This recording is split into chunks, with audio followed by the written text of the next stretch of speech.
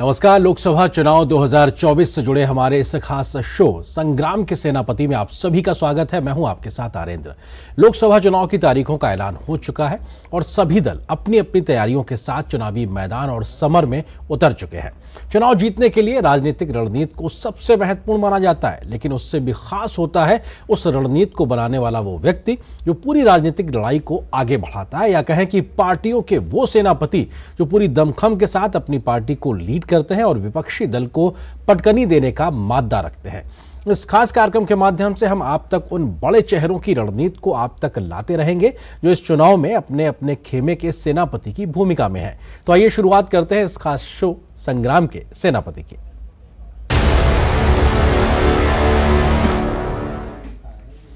और इस शो में आज बात करते हैं तमिलनाडु राज्य की, जहां पहले चरण में 19 अप्रैल को पूरे राज्य की सभी 39 लोकसभा सीटों पर चुनाव संपन्न होने वाला है।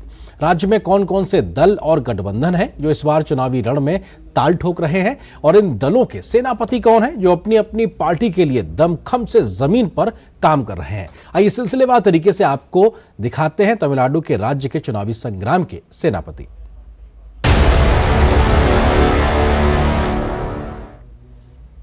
बात डीएमके की करते हैं। तमिलनाडु द्रविड़ राजनीति का केंद्र रहा है। लंबे समय से राज्य में डीएमके और एआईएडीएमके के बीच में सत्ता घूमती रही है।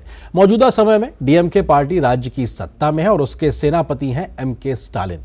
करुणानिधि के बेटे स्टालिन ने 60 के दशक में राजनीतिक सफर की शुरुआत की और अपने पिता की मृत्यु के बाद पार्टी के लिए फिर से सत्ता तक का सफर भी तय किया। मौजूदा लोकसभा चुनाव में एमके स्टालिन अपने गठबंधन के लिए भी सबसे बड़े सेनापति हैं। आइए नजर डालते हैं उनके राजनीतिक सफर और उनकी रणनीति पर।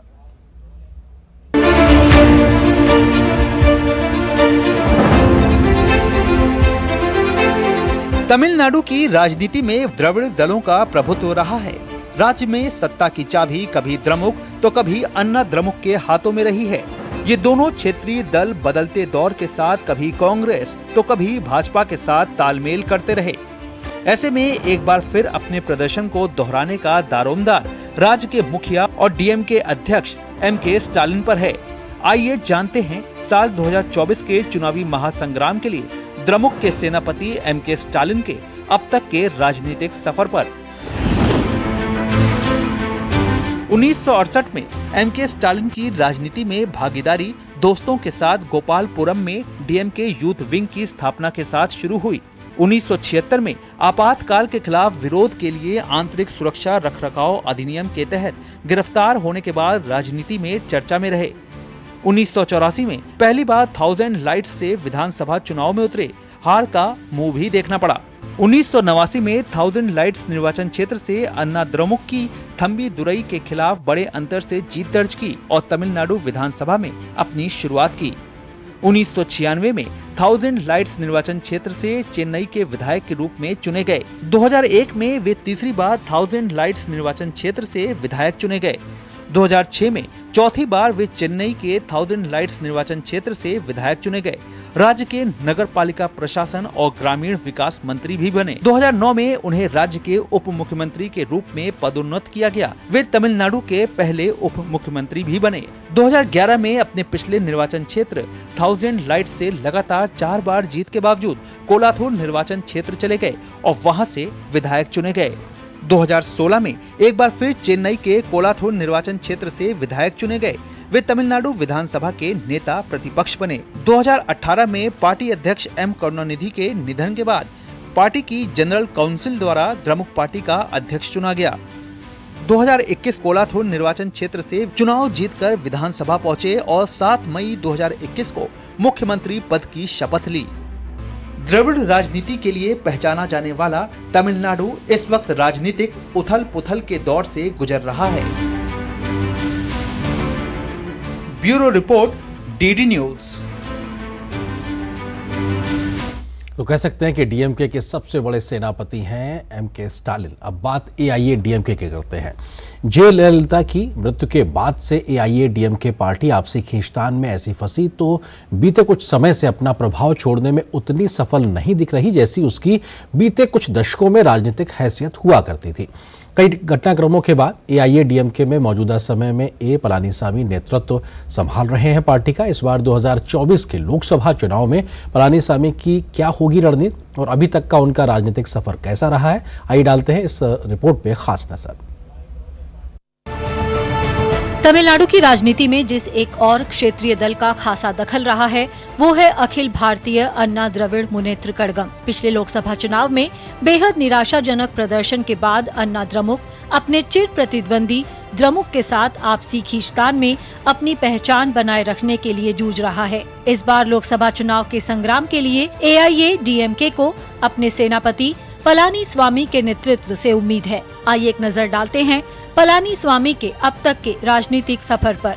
तमिलनाडु संग्राम के सेनापति पलानीस्वामी का राजनीतिक सफर। एडप्पाडी करुप्पा पलानीस्वामी तमिलनाडु विधानसभा में विपक्ष के वर्तमान नेता हैं। 1974 पलानीस्वामी ने एक साधारण पार्टी कार्यकर्ता के तौर पर राजनीति में एंट्री की। 1989 पलानीस्वामी ने पहली बार एडप्पाडी सीट से विधानसभा चुनाव जीता। 1991 एडप्पाडी सीट से राज्य विधानसभा के लिए फिर से चुने गए। 1996 विधानसभा चुनावों के दौरान एडप्पाडी सीट हार गए। 2006 10 साल बाद उन्होंने फिर से अपनी किस्मत आजमाई लेकिन विधानसभा चुनाव जीतने में असफल रहे। 2011 पलानीस्वामी ने एक बार फिर एडप्पाडी विधानसभा सीट से जीत हासिल की। पलानीस्वामी जयललिता के सबसे नजदीकी लोगों में से एक माने जाते रहे।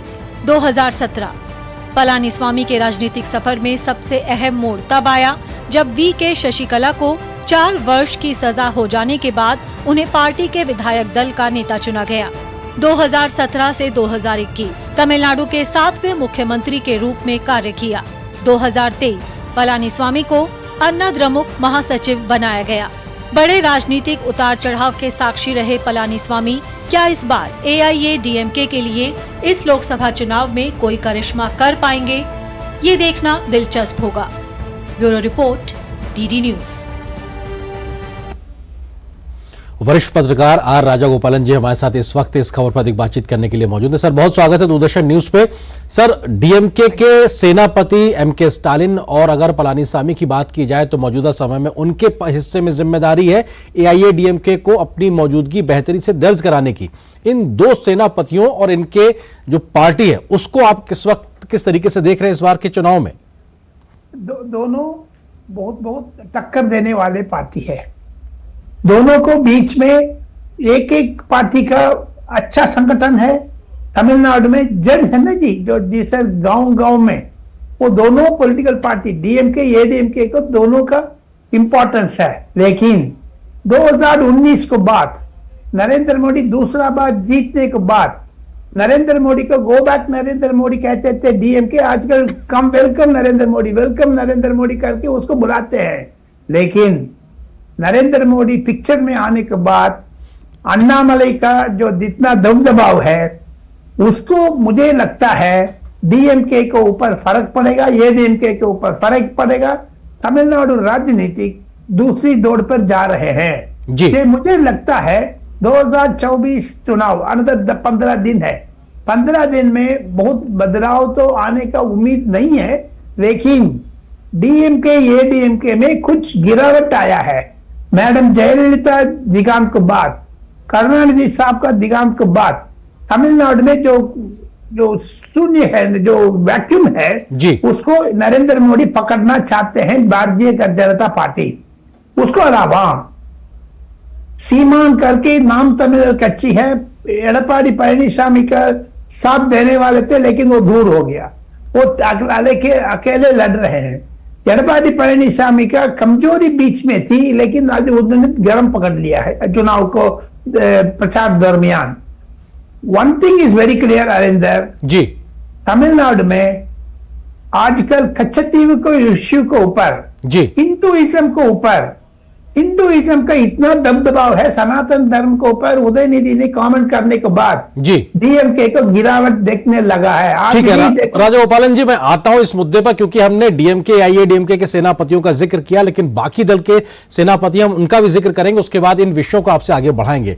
हम बात करते हैं, अब हम बात करें बीजेपी के लिहाज से। भाजपा को देश की राजनीति में लंबे समय तक उत्तर भारत की पार्टी कहा जाता रहा, लेकिन इस बार बीजेपी का दक्षिण के राज्यों पर खासा जोर है, फोकस दिखाई पड़ रहा है। पीएम मोदी की अगुवाई में भाजपा तमिलनाडु पर खासा फोकस कर रही है। राज्य में पार्टी के सबसे बड़े सेनापति हैं अन्नामलाई कुप्पुस्वामी, जो इस वक्त भाजपा के प्रदेश अध्यक्ष हैं। जुलाई 2023 में अन्नामलाई ने पूरे राज्य में जो पदयात्रा निकाली, उसके बाद उनके राजनीतिक कद को लेकर चर्चाएं लगातार गर्म है।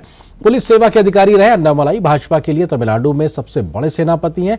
कैसा रहा है उनका राजनीतिक सफर और क्या है उनकी रणनीति, बीजेपी के लिहाज से देखिए इस खास रिपोर्ट को।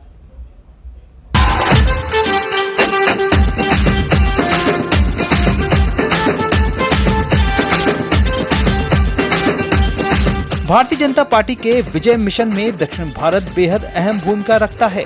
प्रधानमंत्री नरेंद्र मोदी के व्यक्तित्व और केंद्र की योजनाओं के जरिए दक्षिण के राज्यों में पहुंच बनाती भारतीय जनता पार्टी के लिए तमिलनाडु में चुनावी महासंग्राम के सेनापति हैं के अन्नामलाई, जिनके कंधों पर तमिलनाडु में भाजपा के विजय रथ को गति देने की बड़ी जिम्मेदारी है। आइए एक नजर डालते हैं अब तक के अन्नामलाई के राजनीतिक सफर पर। भारतीय पुलिस सेवा के पूर्व अधिकारी अन्नामलाई कुप्पुस्वामी तमिलनाडु भाजपा के वर्तमान अध्यक्ष हैं। इंजीनियरिंग ग्रेजुएट और मैनेजमेंट पोस्ट ग्रेजुएट अन्नामलाई ने संघ लोक सेवा आयोग की परीक्षा पास कर भारतीय पुलिस सेवा को चुना। 2019 में अन्नामलाई ने पुलिस सेवा से इस्तीफा दे दिया। तब वे दक्षिणी बेंगलुरु के पुलिस उपायुक्त थे। पुलिस सेवा के दौरान उन्होंने स्टेपिंग बियॉन्ड खाकी नाम की एक किताब भी लिखी। 25 अगस्त 2020 को भाजपा में शामिल होकर अन्नामलाई ने राजनीतिक सफर की शुरुआत की। 9 जुलाई 2021 को बीजेपी ने उन्हें तमिलनाडु बीजेपी का प्रदेश अध्यक्ष बनाया। 2021 में तमिलनाडु राज्य विधानसभा चुनावों के लिए भाजपा ने अरवाकुरुचि से उन्हें मैदान में उतारा। पहले चुनाव में अन्नामलाई को करीब 24,000 वोटों से हार का मुंह देखना पड़ा।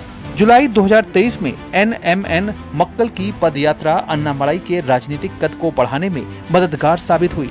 अन्नामलाई ने NMN मक्कल पदयात्रा के जरिए राज्य के कोने कोने में भाजपा के विजन को सफलतापूर्वक पहुंचाने का काम किया। NMN मक्कल पदयात्रा की सफलता का अंदाजा इस बात से लगाया जा सकता है कि इस यात्रा के शुरू होते वक्त जिस अन्नामलाई को पूरी तरह से तमिलनाडु के लोग भी नहीं जानते थे, यही यात्रा तमिलनाडु की राजनीति में अन्नामलाई के अभूतपूर्व उदय की साक्षी रही।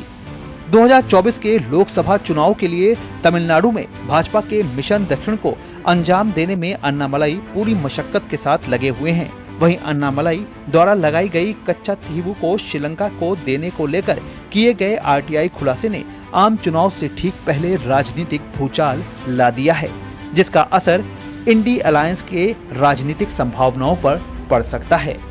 Bureau report, DD news.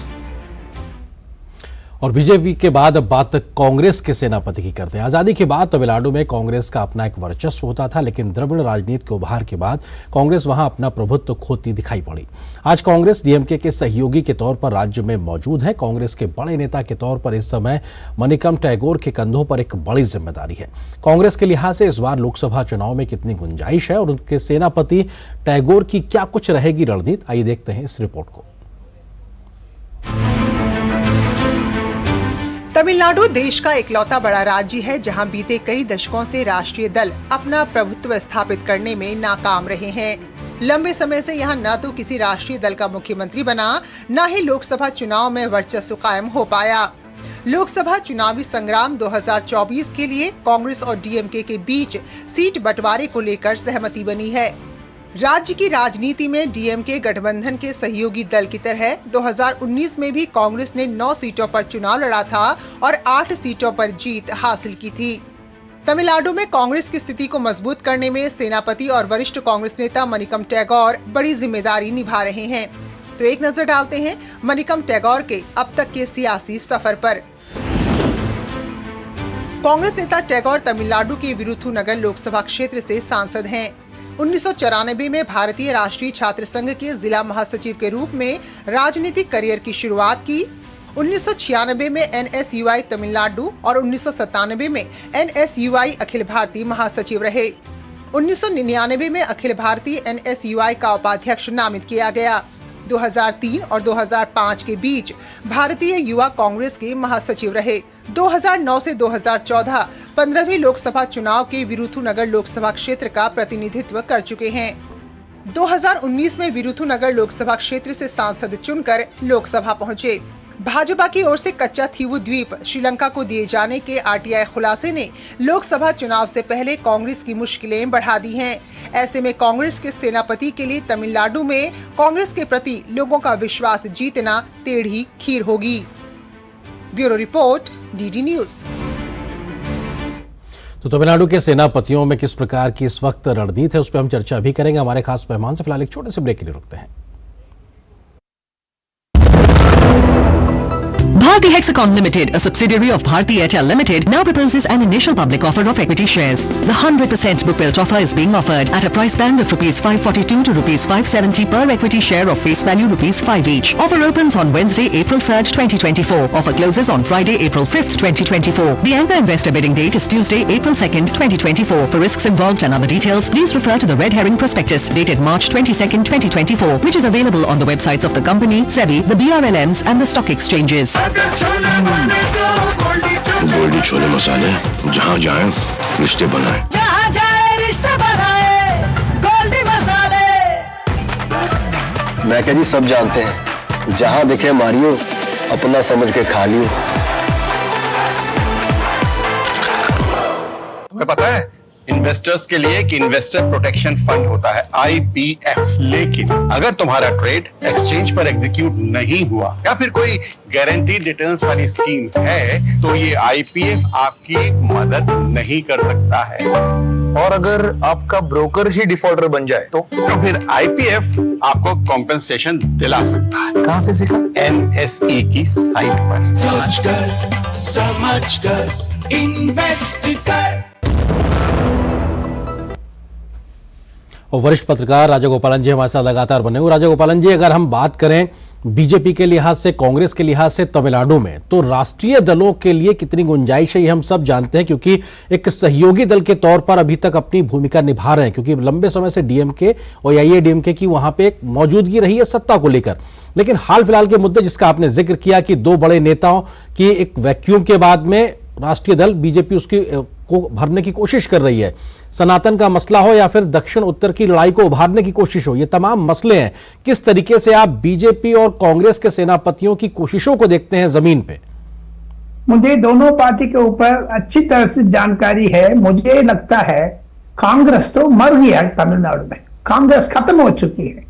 सिर्फ डीएमके को पॉकेट में, डीएमके को गंदे में, डीएमके के सिर में बैठ करके कांग्रेस राजनीति करती है। कांग्रेस का दबदबा है नहीं है तमिलनाडु में, लेकिन अन्नामलाई का आने के बाद तमिलनाडु राजनीतिक उल्टा होने शुरू कर दिया।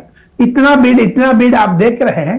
मेरा कम से कम 40 साल अनुभव से बीजेपी के इतना भीड़ में कभी नहीं देखा। अटल बिहारी वाजपेयी टाइम पर भी 5 MP थे, जयललिता के साथ में मैं करके 5 MP सुना था। लेकिन अभी अन्नामलाई आने के बाद तमिलनाडु में देश राष्ट्रीय पॉलिटिकल पार्टी का दबदबा बढ़ गया है, जो उसका मूल कारण है नरेंद्र मोदी, अमित शाह, JP नड्डा आगे दिग्गज नेता तमिलनाडु में जा करके डीएमके के खिलाफ बोलने लग गए हैं, स्टिकर पॉलिटिक्स करके। जितना भी केंद्रीय नरेंद्र मोदी का सुविधा प्रोग्राम, सोशल वेलफेयर स्कीम्स है, उसमें राजनीति कर रहे DMK. Instead of Narendra Modi उन्होंने करुणानिधि नाम लगाने शुरू कर दिया। 2024 में अरिंदर मैं साफ साफ कह सकता हूं इस बार स्वीप नहीं होगी।